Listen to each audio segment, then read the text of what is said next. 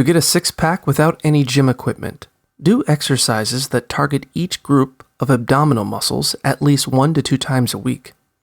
For example, work out your lower abs with scissors and leg lifts. Exercise your upper abs with crunches and hip lifts. And target your obliques with side bends and oblique crunches.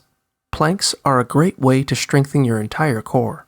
In addition to strength training exercises, do at least 30 to 60 minutes of cardio each week to burn overall body fat.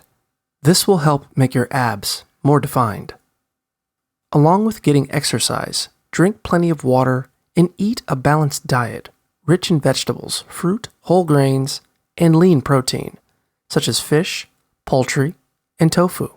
Talk to your doctor or nutrition specialist about how to safely cut calories from your diet to help you reduce belly fat.